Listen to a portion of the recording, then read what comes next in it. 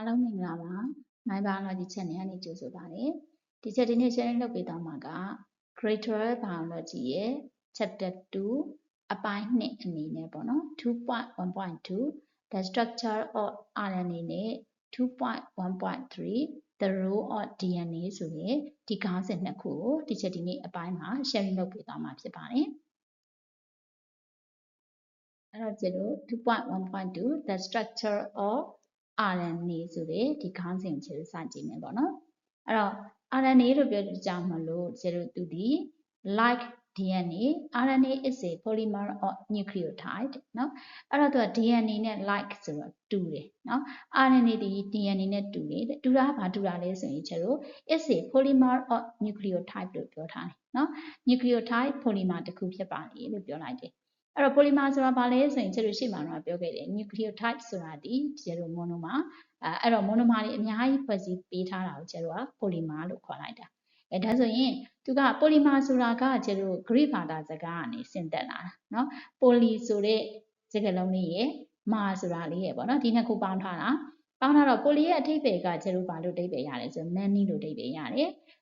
mar ဆိုတာကတော့သူက part or unit ပေါ့နော်ဒီလိုမျိုးအဓိပ္ပာယ်ရတယ်အဲ့တော့ polymer ဆိုတာကကျတော့ monomer တွေเนาะ mar ဆိုတာကျတော့ monomer တွေ nucleotide တစ်ခုကိုကျတော့ single nucleotide ဆိုလို့ရှိရင်ဒါလေးတွေကို nucleic acid တစ်ခုဆိုရင်ကျတော့က monomer လို့ခေါ်တာ哦အဲ့တော့ monomer တွေအများကြီးဖွဲ့စည်းပေးထားတာပေါ့နော်အဲ့တော့အဲ့လိုမျိုးသူက DNA နဲ့တူတာကတော့တဲ့ RNA ဆိုတာဒီကျတော့ polymer of nucleotide တစ်ခုဖြစ်ပါတယ်เนาะဒါကသူက DNA နဲ့တူတဲ့အချက်ပေါ့နော်နောက်တစ်ခုကကျတော့ RNA contain 4 nucleotide with the base adenine A, uracil U, cytosine C and guanine G ဆိုတော့ဒါလည်းပဲချက်လို့ဗာနဲ့တူတာလေဆိုရင် DNA နဲ့တူတဲ့အချက်ပဲเนาะ DNA နဲ့တူတဲ့အချက်ကဗာလဲဆိုရင်ကျတော့ဒီ nucleotide မှာ base ဒီကျတော့ nitrogenous base ဒီသူ့မှာ၄မျိုးပါတယ် DNA မှာလည်း၄မျိုးပဲ RNA မှာလည်း၄မျိုးပဲဒါပေမဲ့ကျတော့ DNA နဲ့ RNA မှာเนาะအဲ့၄မျိုးမှာဗာတစ်ခုကကျတော့မတူဘူးဆိုရင်DNA မှာကျတော့ thymine ပါတယ်ဒီ RNA မှာကျတော့ thymine အစားကိုသူက uracil ကိုသူကအစားထိုးတာပေါ့နော် substitute လုပ်တာအဲဒါကြောင့်မလို့သူက base adenine ကတော့သူက၄မျိုးပဲเนาะ၄မျိုးဆိုတော့အတူတူပဲပေါ့နော် DNA နဲ့အတူတူပါလေဒါဆိုရင်ကျတော့ဒီမှာလေ adenine guanine cytosine ဒါဒီ uracil ဆိုပြီးရှိမယ်ဟုတ်ပြီအဲ့ဆိုရင်ကျတော့ကရှေ့မှာတော့ DNA မှာတော့ပြောခဲ့တယ်ဒီက adenine တွေကိုကျတော့ကဒီ nitrogenous base တွေကိုကျတော့အုပ်စုအဓိကနှစ်စုခွဲနိုင်တယ်လေဘာနဲ့လဲ purine နဲ့ pyrimidine ဆိုပြီးခွဲနိုင်တယ်ဒီမှာလည်းအတူတူပဲပေါ့နော်အဲ့တော့ဒီ adenine နဲ့ guanine နဲ့ဒီကျတော့ purine အုပ်စု cytosine နဲ့ uracil နဲ့ဒီကျတော့ pyrimidine အုပ်စုပေါ့နော်အဲ့တော့သူတို့နှစ်ခုဘာကွာလဲဆိုတော့ကျလို့ရှိမှပြောပြီးသား purine နဲ့ singerine နဲ့ကွာတယ်ဟုတ်ပြီနော်အဲ့တော့ဒါက DNA နဲ့ RNA နဲ့တူတဲ့အချက်ဟုတ်ပြီ DNA နဲ့မတူတဲ့အချက်နော်သူကကျတော့ unlike DNA RNA is a single stranded နော်ဒါအလုံးသိပြီးသားပါကျတော့ DNA ဒီ double helix structure လို့ပြောရကြအောင်မလို့သူမှာ strand နှစ်ခုရှိတယ် RNA ကကျတော့ single strand နဲ့ဒါကြောင့်မလို့ DNA နဲ့ RNA နဲ့မတူတဲ့အချက်ကကျတော့ RNA ဒီ single stranded ဖြစ်ပါလေဆိုတော့သူကအမြင့်တစ်မြင့်နဲ့ပဲပါတယ်ပေါ့နော် nucleotide အမြင့်တစ်မြင့်နဲ့ပဲရှိမယ်နောက်တစ်ခုကကျတော့သူက however tRNA can fold back to on itself လို့ပြောထားတယ် and complementing base pairing within the same molecule stabilize the loop structure လို့ပြောထားတယ်အဲ့တော့ဗာလဲဆိုတော့ကျတို့က RNA ကတော့အများကြီးရှိတယ်ဒါပေမဲ့အဓိကကျတော့ protein ဖွဲ့စည်းတဲ့နေရာမှာတော့ RNA အဓိက3မျိုးပဲရှိတယ်အဲ့ဒီ3မျိုးတွေကကျတို့ tRNA လို့ကျတို့ရှေ့မှာတော့ခဏပြောခဲ့တဲ့ဟာလေးကြားဖို့လိမ့်မယ်เนาะ tRNA transport RNA ဆိုတဲ့ဟာအဲ့တော့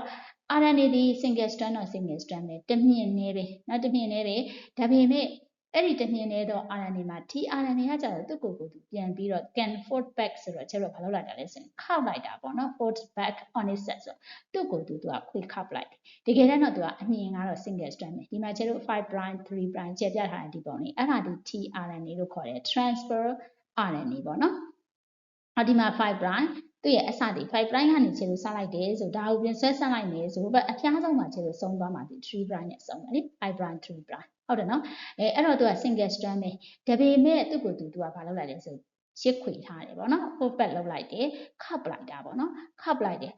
ခါမှာခြေတို့ကတိုင်းသူကခောက်ချင်တယ်လို့မျိုးခောက်လိုက်တာမဟုတ်ဘူးပေါ့နော်ဘယ်လိုခောက်လိုက်တာလဲလို့ပြောရင်ခြေတို့ကဒီလိုမျိုးသူခောက်လိုက်တယ်လို့ပြောလို့ရှိရင်ကွေးလိုက်တဲ့ဒီခောက်လိုက်တဲ့အဝိုက်ကလေးတွေမှာခြေတို့ဘာ pairing နဲ့သွားတာလဲဆိုရင်ရှေ့မှာကပြောထားတဲ့ complementary base pairing နဲ့ပဲသူကခောက်လိုက်တာเนาะအဲ့တော့ပြောချင်တာကဘာလဲဆိုရင်ခြေတို့ဒီမှာအဝိုက်ကလေးတွေရှိနေ T loop ဒါလေးကကြာတဲ့ anti codon loop လို့ခေါ်တယ်ဒါလေးက D loop လို့ခေါ်တယ်ဒါလေးက V loop လို့ခေါ်တယ် variable loop ပေါ့နော်အဲ့တော့ဒီဟာလေးတွေကိုအဝိုက်ကလေးတွေလို့သူကပြောတာ loop structure ဆိုတာကเนาะအဲ့ဒီအဝိုက်ကလေးတွေက stabilize တည်ငြိမ်တဲ့အဝိုက်ကလေးတွေဖြစ်ဖို့အတွက်သူကဘယ်လိုခောက်လိုက်တာလဲဆိုရင်ခြေတို့ကဒီမှာဒီ strand ကိုပဲသူ့ကိုယ်သူခောက်လိုက်တဲ့အခါမှာခြေတို့ဒီမှာကြည့်ဒီနေရာလေးမှာပြထားတယ်သူဒီ complementary base pairing နဲ့ပဲသွားတယ်ဒီမှာဒီ strand ရဲ့ဒီမှာသူခောက်လိုက်တဲ့အဝိုက်နေရာမှာဒီဘက်က U လို့ပြောရင်ခြေတို့ကဒီမှာသူ့နဲ့ complementary base pairing အရာ U ဒီပါနဲ့ပဲတွဲတယ် G เนาะအဲ့လိုပဲဒီဘက်က C ဆိုရင်ဒီဘက်က G အဲ့ဒါကိုခြေတို့ကပြောတာဒီမှာ complementary base pairing within the same molecule ဆိုတော့ဒီ molecule ဒီ setting ကြီးတော့မှာပဲသူက complementary base pairing နဲ့ပဲသူ့ရဲ့ loop လေးတွေ loop structure လေးတွေ stabilize ဖြစ်ဖို့အတွက်သူကဒီလို complementary base pairing နဲ့သူကခောက်ချလိုက်တယ်လို့ပြောလိုက်တာဟုတ်ပြီနော်ဒီမှာဆိုရင်လည်းခြေတို့ဒီမှာ A ဆိုရင်ဒီမှာသူကဘာဖြစ်ရမလဲ T ဖြစ်မယ်ဟုတ်တယ်နော် GUC ဒီလိုမျိုးသွားမယ်ပေါ့နော်အဲ့တော့ဒါဒီသူက complementary base pairing နဲ့ပဲသွားတယ်လို့ပြောလိုက်တာအဲ့တော့သူပြောချင်တာကခြေတို့ဒီမှာပြန်ပြီးတော့ tRNA ဒီသူ့ကိုယ်သူပြန်ပြီးတော့သူက fold back on except သူ့ကိုယ်သူပြန်ပြီးတော့သူကခောက်လိုက်တယ်ခောက်လိုက်တဲ့အခါမှာဒီအဝိုက်ကလေးတွေ stabilize loop လေးတွေဖြစ်ဖို့ဆိုလို့ရှိရင်သူက complementary base pairing နဲ့ပဲသူခောက်ချလိုက်တယ်လို့ပြောလိုက်တာအဲ့ဒီမှာကျတို့ကဒီက tRNA အကြောင်းကိုပြီးသွားရင်ကျတို့ tRNA ရဲ့ structure အကြောင်းကိုကျတို့သင်ရမှာရှိတယ်အဲကြောင့်တော့ကျ detail လေးပြောပေးမယ်အခုလောလောဆယ်ချက်ကဒီမှာအဝိုက်ကလေးဒီမှာ3 white ပေါ့နော်အဓိကသူ့ရဲ့ main အဝိုက်ကလေးကဒီမှာ T loop ရဲ့နောက်တစ်ခုကဒီမှာ anti codon loop ဆိုတာလေးရဲ့ဒီမှာ loop လေးကကျတို့ D loop လို့ခေါ်တယ်ပေါ့နော်အဲ့တော့အဝိုက်ကလေး3 white ဒါလေးကတော့ variable loop ပေါ့နော်အဲ့တော့ဒီ tRNA လေးဒီအဲ့လိုအဝိုက်ကလေး white လိုက်တဲ့အတွက်ကြောင့်မလို့เนาะသူကဘာပုံစံလေးရှိတယ်ဆိုရင်ကျတို့ clover leaf လို့ပြောတယ်เนาะ clover leaf ဆိုတာကဒီမှာကျတို့ဒီမှာအရွက်ကလေး3 clover leaf ပေါ့နော်ဒီမှာအဝိုက်ကလေး3 white ရှိနေတယ်ဒီအရွက်ပုံသဏ္ဍာန်လို့သူကပြောတယ်เนาะဒီ tRNA ကိုအဲ့တော့ဒီ clover leaf ဆိုတာတော့အားလုံးသိကြမယ်ထင်တယ်ကျတို့လေဒါလေး၄ခုပါတယ်ဆိုရင်เนาะဒီကအရွက်မှားလေးဒီကျတို့ဒီမှာတော့3ခုလေး3 clover leaf ပေါ့နော် leaf ဖြစ်မယ်၄ရွက်ကလေးပါတယ်ဆိုရင်အဲ့ဒါလေးကျတို့အတွက် lucky ဖြစ်စီတယ်ဆိုရယ်လေကျတို့ sticker လေးပါနေမှာသုံးကြတယ်ပေါ့နော်အဲ့ဒီအရွက်ကလေးပေါ့နော်သူကပဲရွက်ကလေးပေါ့ဒီလိုမျိုးအရွက်ပုံသဏ္ဍာန်လေးရှိတယ်လို့သူကိုပြောတယ်ဒီ tRNA ကိုဟုတ်ပြီနော်အဲ့တော့ဒီမှာကျတို့တစ်ချက်လေးပါပြောမလဲဆိုရင်ဒီမှာ anti codon ဆိုတဲ့ codon ဆိုတဲ့เนาะဒီ loop လေးကိုကျတို့တစ်ချက်ပြောမယ်နည်းနည်းလေးအကြံပြနေเนาะအဲ့တော့ကျတို့ဒီမှာ codon ဆိုတာဘာလဲလို့ပြောလို့ရှိရင်เนาะ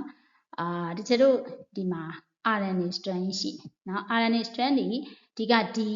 RNA ပုံကနေပြီးတော့မှသူကဒီက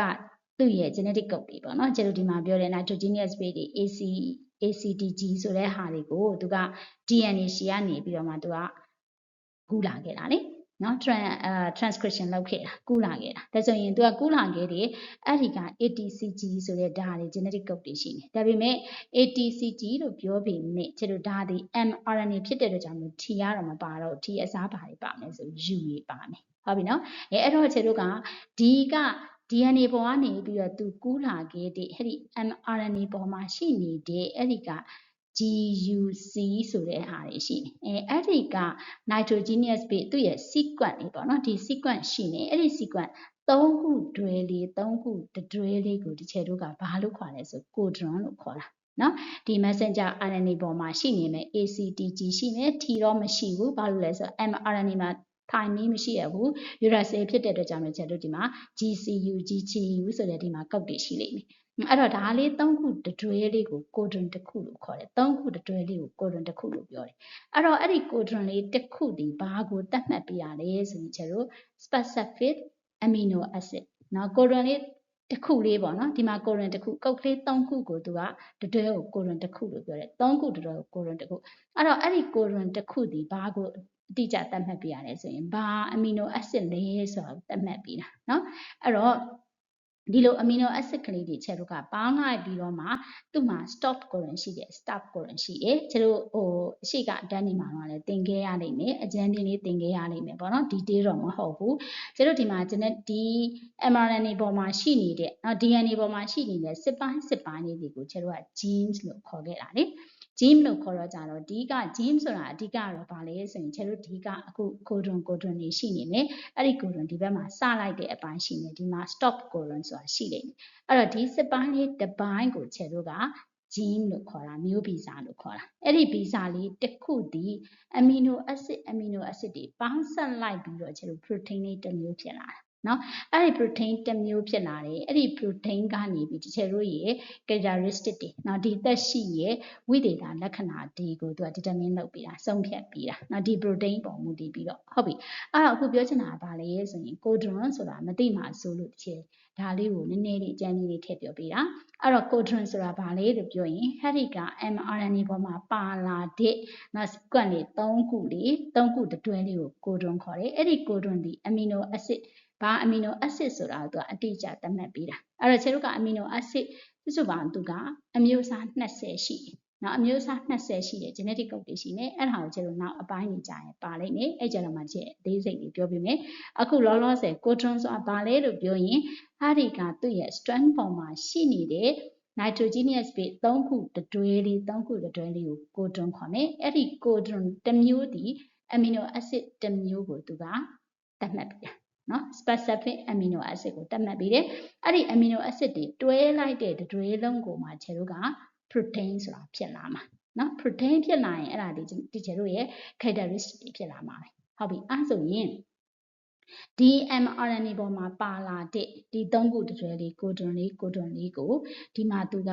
tRNA ကဒီ specific amino acid ကလေးသဲလာပေးတယ်ဒီမှာရှိနေတဲ့သူ့မှာရှိနေတဲ့ GCU လား UCG လားဆိုတာကျလို့ရှိနေဒါဆိုရင်အဲ့ဒီမှာရှိတဲ့ဒီနေရာမှာအကယ်၍เนาะ GCU ဆိုတာရှိနေမယ်ဆိုလို့ရှိရင်အဲ့ဒါဒီ tRNA ကနေသဲလာပေးမဲ့ amino acid တွေဘာ amino acid လဲဆိုရင် alanine ဆိုတဲ့ amino acid ကိုသဲလာမှာနော်ဒါမှမဟုတ်ရင်ဒီမှာ codon 2မှာလို့ ACG ဆိုတာသူကနေပြန်ပြီးတော့လာမယ်သူ့ရဲ့ site ဒီ anticodon လို့ပြောတယ်เนาะ anticodon အဲ့တော့ဒီဘက်မှာရှိတဲ့ဟာနဲ့ complementary base နဲ့သူကလာတွဲမှာလေတွဲမှာဆိုတော့ဒီမှာရှိနေတဲ့ ACG ဒါရှိမယ်ဆိုရင်သူ့ရဲ့ဒီမှာပယ်လာမဲ့ amino acid တွေပါလဲဆိုရင်ကျတို့ threonine လို့ခေါ်တဲ့ amino acid ကိုသူသဲလာမှာဟုတ်ပြီเนาะအဲ့တော့ပြောချင်တာပါလဲဆိုရင် tRNA ဒီသူ့ကိုသူပြန်ပြီးတော့ခောက်ထားတယ်ပေါ့နော် poke back သူ့ကိုယ်သူပြန်ပြီးခောက်ထားတဲ့အခါမှာအဲ့ဒီ avoid ကလေးတွေ stable ဖြစ်ဖို့အတွက်သူကဘာအားဖြင့်လဲတွားလာလဲဆို complementary base pairing rule နဲ့ပဲတွားပြီးတော့ခောက်ထားတယ်လို့ပြောလိုက်တာဒါဆိုဒီအပိုင်းလေးကိုရမလား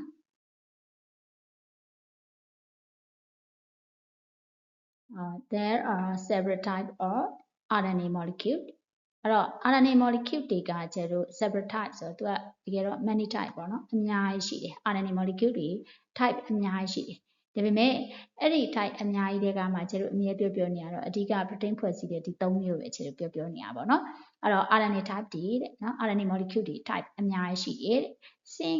all are produced from a DNA template all are synthesized in the nucleus အဲ့ဒီက RNA molecule အားလုံးပေါ့နော်အဲ့ဒီ RNA molecule တွေကိုကျတော့ဘယ်သူကနေပြီးတော့ပဲဖွဲ့စည်းပေးတာလဲဆိုရင် DNA template ရှိကနေပဲ produce လုပ်ပေးတာအဲ့တော့ DNA ဆိုတာဒီကျတော့ nucleus ထဲမှာရှိနေတာလေရှိနေတာဖြစ်တဲ့ကြောင့်မလို့ဒါဆိုရင် all are synthesized in the nucleus เนาะ nucleus ထဲမှာအားလုံးကိုဒီက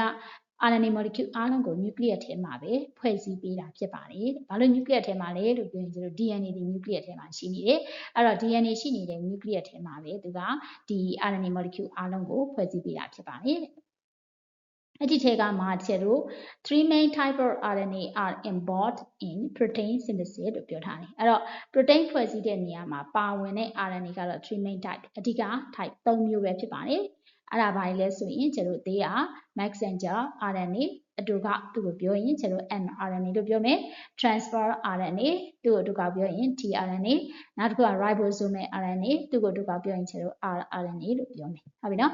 အဲ့တော့ကျတို့ messenger RNA ဆိုတာကဒီမှာကျတို့ဒါလေးကျုံးမြင်တမြင်နဲ့ပဲရှိတဲ့ messenger RNA လေးရှိမယ်သူကကျတို့ genetic information တွေကို DNA ရှိကနေပြီးတော့ protein ဖွဲ့စည်းတဲ့နေရာမှာเนาะ protein ဖွဲ့စည်းဖို့အတွက် genetic information တွေကိုတည်လာပေးတာဖြစ်တဲ့ကြောင့်မျိုးသူက message တွေကိုတည်လာပေးလို့ messenger RNA လို့ခေါ်လိုက်တယ်ပေါ့နော်နောက်တစ်ခုက transport RNA ဆိုတာစောစောတည်းပြောသလိုပဲ tRNA ပေါ့နော် tRNA ဒီ amino acids တွေကိုတည်လာပေးတယ်တည်လာပေးတဲ့အတွက်ကြောင့်မလို့သူကို transport RNA လို့ပြောလိုက်တယ်เนาะ amino acids တွေကို transfer လုပ်ပေးမှာပေါ့နော်နောက်တစ်ခုက ribosomal ribosomal RNA ဆိုတာကကျတို့ဒီမှာ ribosome ဆိုတာ large small subunit ရဲ့ large subunit ရဲ့ဆိုပြီးနှစ်ခုရှိမယ်အဲ့တော့အဲ့နှစ်ခုဒီဟာကြတော့ဒီ messenger RNA ကနေယူလာတဲ့ genetic information တွေကိုသူကဖတ်ပေးမယ်အပိုင်းအဲ့တော့ကျတို့ protein synthesis လုပ်တဲ့အခါမှာအဓိကကြားတဲ့ RNA 3မျိုးဒီ3မျိုးဖြစ်ပါတယ်လို့ပြောလိုက်တာဟုတ်ပြီနောက်တစ်ခါကျတို့ table လေးနဲ့သူပြပေးထားတယ်ပေါ့နော်အခုကျတို့ပြောလိုက်တဲ့ RNA 3မျိုးရှိတယ် protein ဖွဲ့စည်းတဲ့နေရာမှာအဓိကပါဝင်တဲ့ RNA 3မျိုးအဲ့ဒီ RNA 3မျိုးရဲ့သူကဘာလေးကိုပြောထားလဲဆို function လေးကိုပြောထားတာเนาะအဲ့တော့ type of RNA function အဲ့တော့ type of RNA ကတော့ကျတို့စောစောပြောလိုက်တဲ့3မျိုးရှိနေအဲ့ဒါဆိုရင် messenger RNA ကသူကဘာလုပ်ပြရလဲဆိုရင် as the template for translation เนาะအဲ့တော့သူက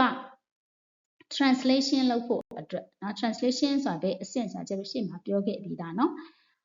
gene expression လုပ်တဲ့ချိန်တုန်းကเนาะ translation တို့ transcription တို့ကျတော့ရှိတယ်လေရှိတော့ကြတော့သူကဒီမှာ translation လုပ်တဲ့အဆင့်မှာเนาะ translation လုပ်ဖို့အတွက်ကို messenger RNA ဒီ template အနေနဲ့ဆောင်ရွက်ပြီးတယ်လို့ပြောတာเนาะအဲ့တော့ template ဆိုတာတော့ကျတော့ဒီမှာနားလည်အောင်ပြောရင်တော့ဘယ်လိုပြောမလဲဆိုလို့ရှိရင်သူကညွှန်ကြားချက်တွေပေါ့နော်ညွှန်ကြားချက်အနေနဲ့ဆောင်ရွက်ပေးတယ်လို့ပြောတာအဲ့တော့ပြောချင်တာပါလေဆိုလို့ရှိရင် template ကဒီမှာတစ်ချက်ပြထားတဲ့ဒီပုံလေးမှာတစ်ချက်ကြည့်ဒါလေးကခြေတို့ဒါဒီ cell เนาะဒါဒီ prokaryotic cell ဒါ prokaryotic cell အဲ့ဒီ cell ရဲ့ nucleus ထဲမှာခြေတို့ DNA ရှိအောင်မလားအဲ့တော့အဲ့ဒီ DNA ကနေပြီးတော့မှခြေတို့ကဒီက mRNA ရှိကိုအဲ့ဒီက genetic code တွေ information တွေကူးယူတဲ့အဆင့်ကိုခြေတို့က transcription လုပ်တယ်လို့ခေါ်တာအဲ့တော့ DNA ကနေပြီးတော့ mRNA ကိုဖြစ်ပြီးတဲ့ synthesis လုပ်ပြီးတဲ့အဆင့်ကိုခြေတို့က transcription လုပ်တယ်လို့ခေါ်တာဒါဆိုရင်အဲ့ဒီ transcription လုပ်တဲ့အချိန်မှာကြတော့ DNA ကနေညွှန်ကြားချက်တွေပေးတာဖြစ်တဲ့ကြောင့် DNA ရဲ့ template strand လို့ခြေတို့ခေါ်တယ်เนาะ DNA မှာရှိတဲ့ 5 prime 3 prime ဆိုတော့ template strand ရှိကနေပြီးတော့မှအဲ့ဒီက information တွေကိုသူကကူးယူခဲ့တာအဲ့ဒါ transcriptionနောက်တစ်ဆင့်ကကြတော့ခြေတို့ဒီ mRNA ကနေ protein ဖွဲ့စည်းပေးတာလေဆိုတော့ခြေတို့ဒီ3မျိုးပေါင်းပြီးတော့ RNA 3မျိုးပေါင်းပြီးတော့ protein ဖွဲ့စည်းပေးတာအဲ့ဆိုအဲ့ protein ဖွဲ့စည်းဖို့အတွက် genetic code တွေ genetic information တွေကိုတည်လာပေးပြီးတော့ညွှန်ကြားချက်ပေးတာအဲ့တော့ညွှန်ကြားချက်ပေးတယ်ဆိုပြီးခြေတို့ဒီနေရာလေးမှာဘာသာပြလိုက်မယ် template လုပ်ပြီးတယ်ဆိုတာအဲ့ဒီ protein synthesis လုပ်တဲ့အချိန်မှာကြတော့ mRNA ဒီတဲ့ template အနေနဲ့ဆောင်ရွက်ပေးတယ်လို့ပြောလိုက်တာနားလေလားခြေပြောချင်တာနော် protein ဖွဲ့စည်းတဲ့အချိန်မှာကြတော့ mRNA ဒီဘာအနေနဲ့ဆောင်ရွက်ပေးလဲဆိုရင် template အနေနဲ့ဆောင်ရွက်ပေးတယ်အဲ့တော့ protein ဖွဲ့စည်းတဲ့အဆင့်ကဘာအဆင့်လဲဆို translation လုပ်တယ်လို့ခေါ်တယ်ဒါကြောင့်မလို့သူက as the template for translation အတွက်ကို template အနေနဲ့သူကဆောင်ရွက်ပေးတယ်နောက် tRNA နောက် tRNA ကစောစောတုန်းကတည်းကပြောပြီးသားသူဘာတွေကိုတည်လာလဲဆို carry specific amino acid to mRNA at ribosome เนาะဒီမှာ mRNA ပေါ်မှာရှိနေတဲ့ ribosome ပေါ်မှာရှိနေတဲ့ mRNA-C ကိုသူကဘာတွေ carry လုပ်ပေးတာလဲဆိုရင် specific amino acid ဒီမှာရှိနေတဲ့သူ့ရဲ့တိကျတဲ့ amino acid ကလေးတွေတည်လာပေးတာစောစောကတည်းကပြောလိုက်သလိုပဲဒီနေရာမှာ GCU ရှိနေဆိုလို့ရှိရင်သူက GCU ဆိုရင်သူတည်လာပေးရမယ့် amino acid ဒီ alanine ဒါမှမဟုတ်ရင် leucine နော် leucine စသဖြင့်သူက specific amino acid ကိုတည်လာပေးပါတယ်တဲ့ဒါက tRNA ရဲ့ function now ribosomal RNA ကတော့ read the codon on mRNA เนาะ mRNA ပေါ်မှာရှိနေတဲ့ codon တွေဒီ3ခု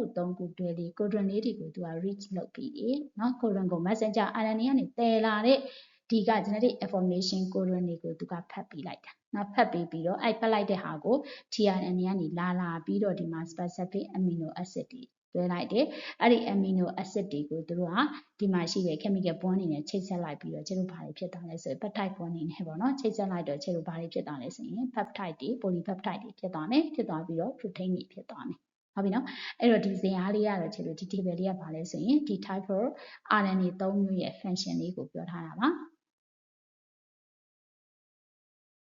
ဟုတ်ပြီအဲ့တော့ကျတို့နောက်ခေါင်းစဉ်တစ်ခုသွားမယ်ပေါ့နော်နောက်တစ်ခုက 2.1.3 the role of DNA နောက် DNA ရဲ့အခန်းကဏ္ဍကိုကျတို့ပြောမယ်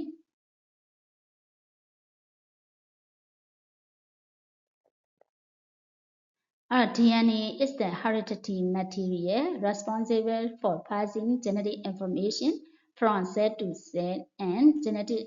generation to generation လို့ပြောထားတယ်အဲ့တော့ DNA ဒီ hereditary material ဆိုတော့ကျတို့မျိုးဗီဇမျိုးဗီဇပစ္စည်းတွေအနေနဲ့ဆောင်ရွက်ပေးတာဖြစ်တယ်เนาะမျိုးဗီဇပစ္စည်းဖြစ်တယ်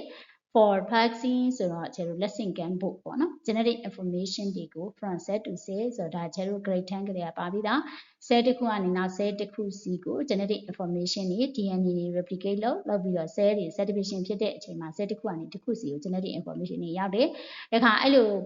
နည်းနဲ့ရောက်သွားခြင်းအပြင်မျိုးဆက်တစ်ဆက်ကနေနောက်မျိုးဆက်စီကို genetic information တွေလက်ဆင့်ကမ်းဖို့အတွက်တဲ့နော်မျိုးဗီဇသတင်းအချက်လက်ပစ္စည်းတွေဖြစ်ပါတယ်တဲ့ DNA ဆိုတာ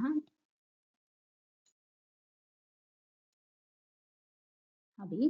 Now in total there are around 3.2 billion base pairs in the DNA of a typical mammalian cell เนาะအဲ့ဒီကျတို့ဒီမှာပြောလိုက်တဲ့ DNA molecule တွေเนาะ DNA molecule တစ်ခုမှာရှိတဲ့ base pairing တွေဒီက base pairing တွေကကျတို့ဘယ်လောက်လောက်တောင်ရှိလဲဆို3.2 billion တောင်ရှိတယ်အဲ့လောက်ဝန်းကျင်ရှိတယ်ပေါ့နော်အဲ့ဒါ typical mammalian cell ဆိုတော့ကျတို့နှုတ်တိုက်သတ္တဝါတစ်ကောင်ပေါ့နော်စံပြုနှုတ်တိုက်သတ္တဝါပေါ့နော်အဲ့တော့ typical mammalian cell တစ်ခုမှာသူဒီ 3.2 billion base pair ရှိပါတယ်ဆိုတော့သူကအရင်တချို့အရှိကြီးပဲပေါ့နော်ဒီ molecule ရဲ့ DNA molecule ကြီးသူကဒီ mammalian cell တစ်ခုမှာဆိုရင် 3.2 တောင်ရှိတဲ့အတွက်ကြောင့်မလို့သူကအကြမ်းဖျင်းပြောမယ်ဆိုရင် generally ပြောမယ်ဆိုရင်သူကဘယ်လောက်ရှိလဲဆိုရင်ကျတော့ 2.2 meter လောက်ရှိဒီက DNA molecule ဒီကျိုးအမြင့်တစ်နေရပေါ့နော်ဒီ strand ဒီ DNA strand အရှိကြီးอ่ะပေါ့နော်သူက 2.2 meter လောက်ရှိတယ်2.2 လို့ပြောတဲ့ကြောင့်မလို့ဒီချက်တို့ကပေနဲ့ပြောမယ်ဆိုရင်သူကဘယ်နဲ့ပေလား6ပေကျော်နော်6ပေကျော်9ပေဒီကြားထဲမှာရှိနော်အဲ့တော့ချက်တို့ရဲ့ဒီ cell တစ်ခုထဲမှာဒီလိုမျိုး DNA တစ်မြင့်ဆိုရင်ကိုပဲเนาะဒီ DNA တစ်ခုဆိုလို့ရှိရင်လည်းသူကအဲ့လောက်ရှိတာเนาะအဲ့လောက်ရှိတာဒါကြောင့်မလို့သူကဒါဒီ typical mammalian cell တစ်ခုမှာ DNA ရဲ့အဲ့ဒီက base pairing တွေဒီ round about 3.2 billion လောက်ရှိတယ်နော်ဒါကြောင့်မလို့ this facts never mean that there are an almost infinite variety of sequences or bases along the length of a DNA molecule လို့ပြောထားတယ်ဒါဆိုရင်သူကဒီ DNA molecule ရအရန်ကိုရှည်လျားတဲ့အတွက်ကြောင့်မလို့သူ့ရဲ့ဒီအပေါ်မှာရှိနေတဲ့เนาะဒီကကျတော့ base pairing rule တွေရဲ့အရေးအတွက်ဟာအရန်အများကြီးရှိတယ်နော်အဲ့တော့ this best number နော်ဒီတော့အရေးအတွက်များပြားလှဆိုတော့အရေးအတွက်တွေကြောင့်ပေါ့နော်သူရဲ့ meaning အတိတ်ကဘာလဲဆိုရင် there are an almost infinite variety of sequence or bases လို့ပြောထားတယ်အဲ့တော့ဒီပေါ်မှာဒီက base pairing rule တွေကျတော့အများကြီးမရေမတွက်နိုင်အောင်ပေါ့နော်မဆုံးနိုင်အောင်အနန္တနိဗ္ဗာန်သူရှိနေမယ်တဲ့ဒီ sequence တွေကအဲ့လိုမျိုးရှိတဲ့အတွက်ကြောင့်မလို့သူကဘာဖြစ်စေလဲဆိုလို့ရှိရင် DNA molecule တွေပါစစတော့ချက်လို့ပြောလိုက်တဲ့ ACG တို့ ACG တို့ GCU ဆိုတဲ့ဟာတွေလေအဲ့ဒီက codon တွေသူကအများကြီးရှိနေပါနော်အဲ့ဒါကြောင့် this fact number mean that there are an almost infinite variety of sequence or base along the length of the DNA molecule ဒီ DNA molecule တစ်လျှောက်လုံးမှာအရေးအတွက်ညောင်များစွာကိုသူကရှိနေမှာပါလို့ပြောလိုက်တာဟုတ်ပြီအဲ့လိုမျိုးသူက base pair တွေเนาะမတူညီတဲ့ base pair တွေပေါ့เนาะအရေးအတွက်ဒီမြောက်များစွာရှိတဲ့အကြောင်းကိုကျတော့ဘာဖြစ်စေလဲဆိုရင် it is this variety that provides the genetic diversity within living organism အဲ့တော့ကျတို့ genetic code တွေအများကြီးပါသွားတယ်နော် codon တွေအများကြီးပါပြီးတော့ကျတို့ protein တွေအများကြီးနော်မြောက်များလာစတော့ protein တွေကိုသူကဖွဲ့စည်းပေးမှာဒါဆိုအဲ့ဒီ protein တစ်ခုဒီကျတို့ဒီသက်ရှိရဲ့ character တစ်ခုလို့ပြောတဲ့အတွက်ကြောင့်မလို့အဲ့ဒီကကျတို့ base pairing rule တွေမြောက်များလာစွာပါတဲ့အတွက်ကြောင့်မလို့ဒီကျတို့ဒီသက်ရှိတွေရဲ့ကြားထဲမှာမျိုးဗီဇကွဲလွဲမှုတွေကိုသူကဖြစ်စေတာပါနော် provide ဆိုတာထောက်ပံ့ပေးတယ်ဆိုတော့ဒီမှာ genetic diversity မျိုးဗီဇကွဲလွဲမှုเนาะအဲ့တော့ဒီမှာကျေပြထားတာတော့ဒီမှာမျိုးစိတ်နှစ်ခုပဲပေါ့เนาะဒီမှာ dot ရဲ့ butterfly အဲ့တော့ကျတို့ကအဲ့လို genetic တွေ material တွေကအရင်ညောင်များလှစာတွေပါတဲ့ကြောင့်မလို့သူက diversity တွေဖြစ်ကုန်တာလို့ပြောလိုက်တာเนาะ genetic diversity within living organism လို့ပြောလိုက်တယ်ရမလားဟုတ်ပြီနောက်တစ်ခုကဒါဆိုရင်ကျတို့က DNA ကသူ့ရဲ့ function တွေကိုဆောင်ရွက်ဖို့အတွက်နော်သူလှုပ်ဆောင်ရမယ်သူ့ရဲ့လုပ်ငန်းတွေကိုဆောင်ရွက်ဖို့အတွက်ကိုသူ့ကိုယ်သူ adapt လုပ်ထားတာနော်ပြုပြင်ပြောင်းလဲမှု like တင်ပြုပြင်ပြောင်းလဲမှုတွေလုပ်ထားတာကိုပြောတာ The DNA molecule is adapted to carry out its function in a number of ways နော်သူကဒီသူ့ရဲ့ function တွေဆောင်ရွက်ဖို့အတွက်သူ adapt လုပ်ထားတယ်အဲ့တော့ adapt လုပ်ထားတဲ့အချက်တွေဘာလဲဆိုတာချက်တို့ဒီမှာတစ်ချက်ကြည့်နော်it is a very stable structure which normally passes from generation to generation without changes. Only rarely does it mutate လို့ပြောထားတယ်။နော်ဒါလေးကပထမတစ်ချက်ပေါ့နော်။အဲ့တော့ပထမချက်ကဘာလဲဆိုရင် to the very stable structure အလွန်ကိုကျလို့တည်ငြိမ်တဲ့ structure တည်ငြိမ်တဲ့ structure ဆိုတာဒီမှာရှိနေတဲ့သူ့ရဲ့ structure ဒီကျလို့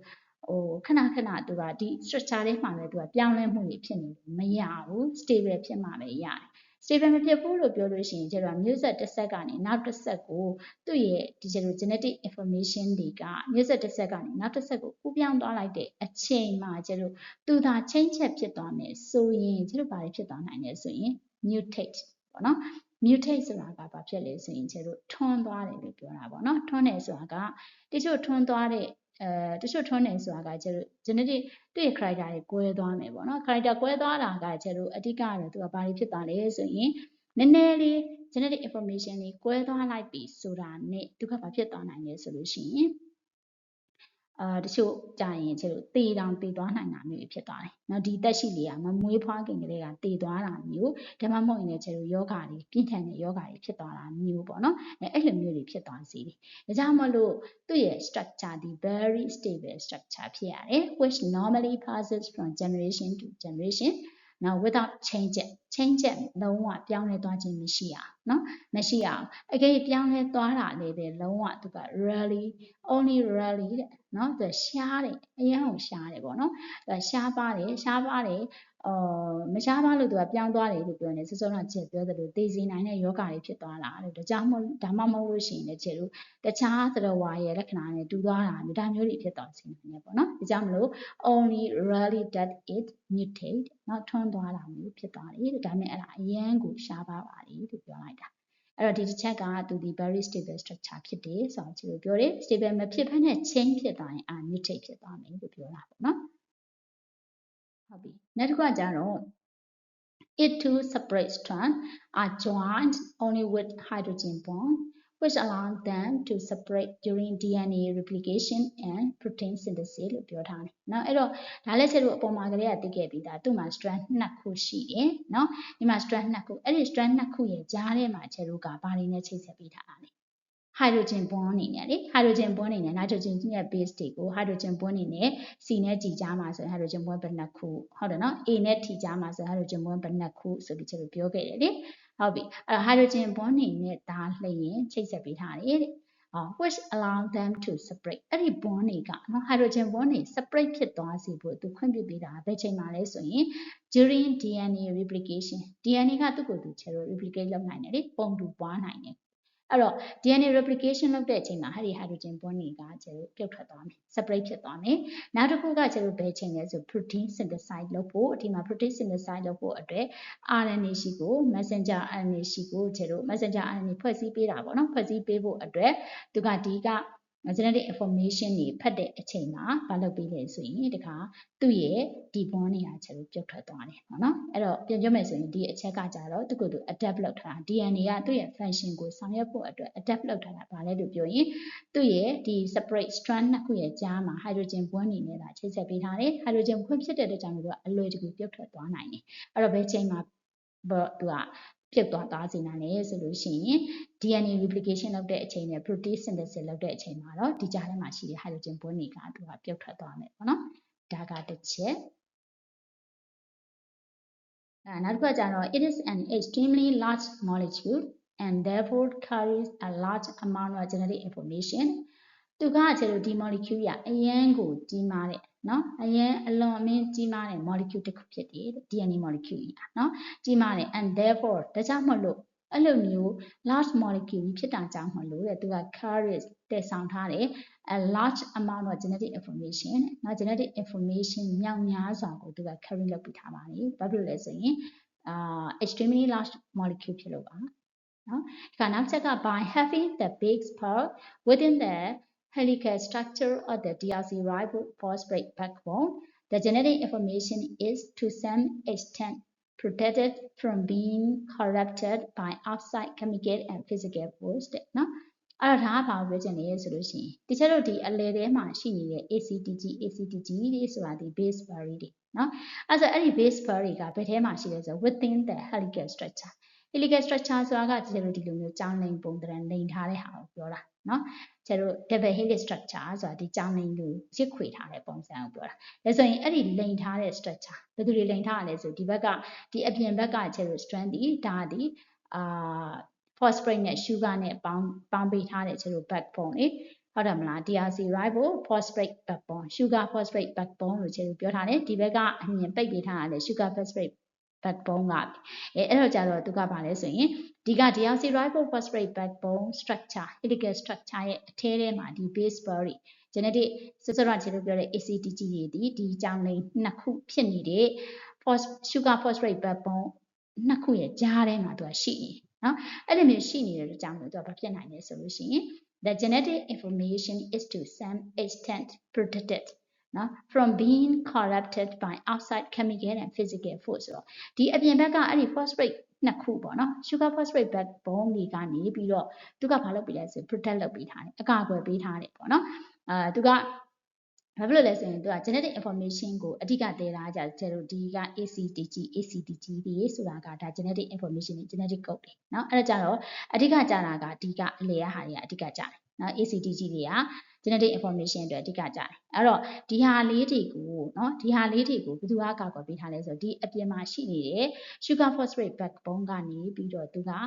အကာအကွယ်ပေးထားတယ်လို့ပြောလိုက်တာဟုတ်ပြီနော်အဲ့တော့သူကဘာလဲဆိုရင်ဒီမှာ the genetic information is to some extent protected ဆိုတာသူကလုံးဝ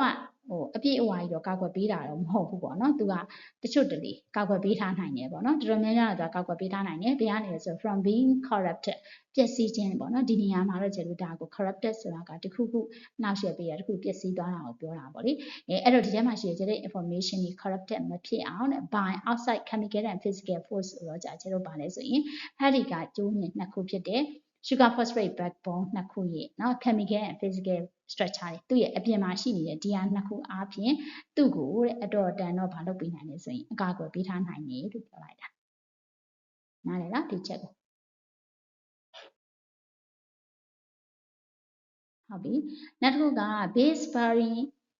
leads to DNA being able to replicate and to transfer information to mRNA အဲ့တော့ဒီကဆက်စမှကျဲလို့ပြောလိုက်တဲ့ base pairing တွေက lead to DNA ကို being able to replicate DNA ကိုကျဲလို့ဘာလုပ်ဖို့အတွက်လဲဆိုရင် replication လုပ်ဖို့အတွက်နဲ့ to transfer information to mRNA mRNA ရှိကိုကျဲလို့ information တွေ transfer လုပ်ဖို့အတွက်တဲ့နော်လောက်ဆောင်နိုင်စေခြင်းကဘယ်သူတွေကနေဖြစ်စေရလဲဆို DNA ရှိကို DNA မှာရှိတဲ့အဓိက base pairing တွေရှိနေလို့ပါလို့ပြောလိုက်တာအဲ့တော့ပြန်ပြောမယ်ဆိုရင် DNA replication လုပ်ဖို့နဲ့ဒီ genetic information တွေ mRNA ရှိကို transfer လုပ်ဖို့အတွက်ပေါ့နော်ဒါတွေလုံနိုင်စွမ်းရှိသွားတာဒီဘယ်ထဲမှာရှိနေတဲ့ဟာလဲဆို DNA မှာရှိတဲ့ဒီက base pairing တွေကနေပြီးတော့ဆောင်ရွက်ပြီးတာလို့ပြောလိုက်တာနားလည်လား ဒီမှာရှိနေ ACTG တွေပေါ့နော် DNA replication လုပ်ဖို့အတွက်သူတို့ရှိနေလို့လုပ်လို့ရတာနောက်တစ်ခါဒီ genetic information တွေ mRNA ရှိကို information တွေ transfer လုပ်တယ်ဆိုတာကလည်းဒါတွေကနေဥဆောင်ပြီးတာလို့ပြောလိုက်တာဒီ ACTG တွေပဲလို့ပြောလိုက်တာဟုတ်ပြီနော်နောက်တစ်ခုက the function of DNA depend on the sequence or base pair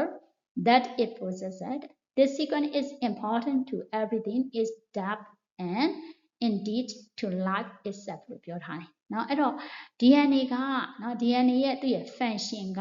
function လုပ်ဖို့အတွက် depend on အဓိကမူတည်နေတာကဘယ်ဟာတွေပေါ်မှာလဲမူတည်လဲဆိုရင် the sequence of base pair that it possesses သူပိုင်ဆိုင်ထားတဲ့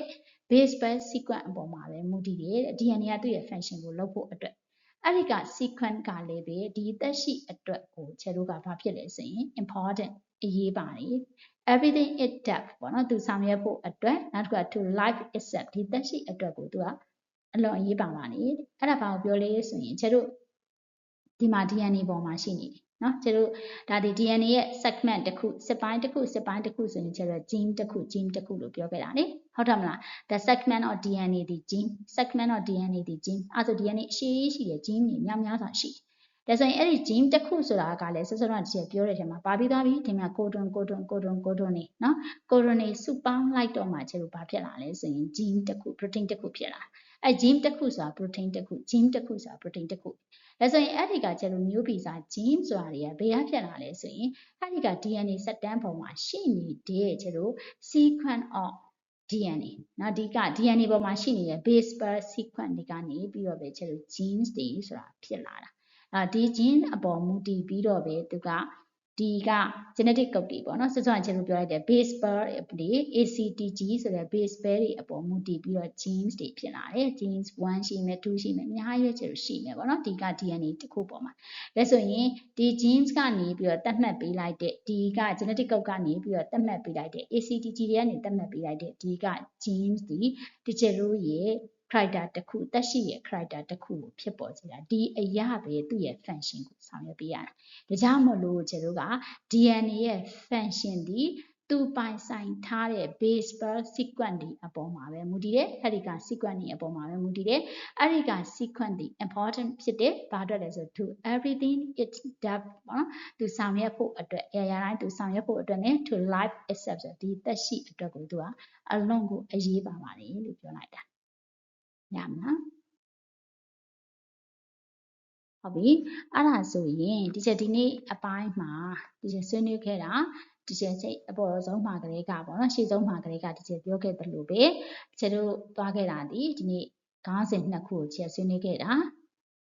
နောက် 2.1.2 the structure of RNA ရဲ့ 2.1.3 the role of DNA ရဲ့ကိုဒီနေ့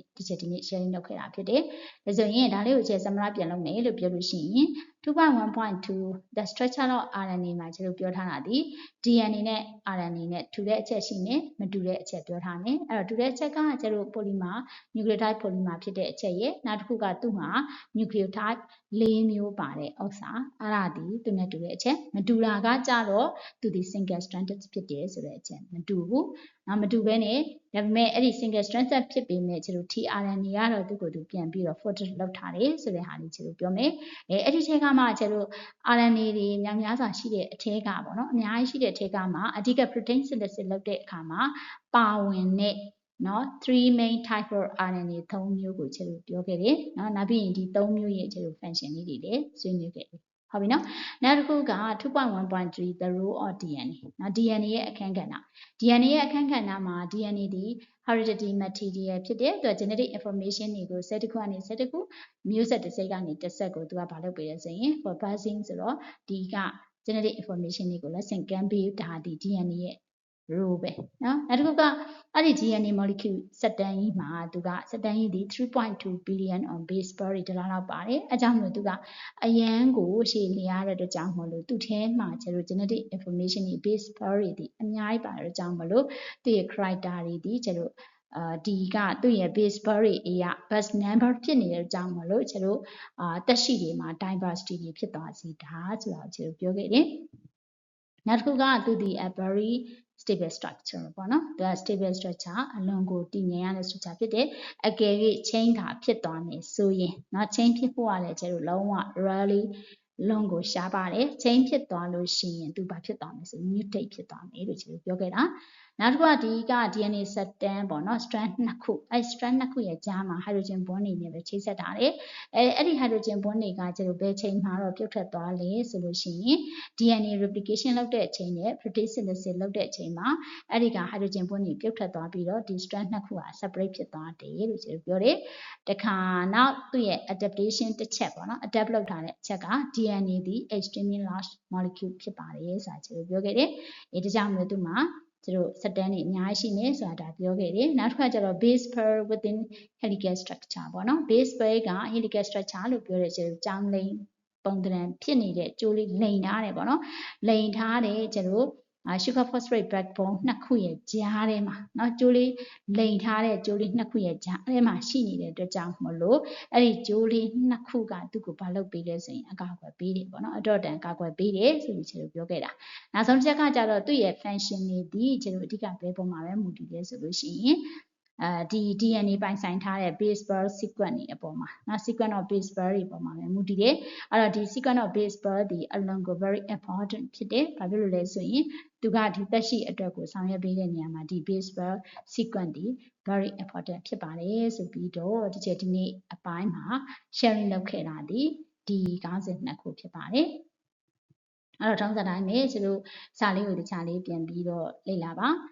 လေ့လာပြီး summary လေးပြန်လုပ်ပြီးသွားလို့ရှိရင်ကျွန်တော် exercise လေးတွေနဲ့ပြန်တွဲပြီးတော့လေ့ကျင့်ကြည့်ပါအဲ့ဒါဆိုရင်ကျွန်တော်ဒီစာလေးတွေကကောင်းကောင်းလေးမှတ်မိသွားမယ်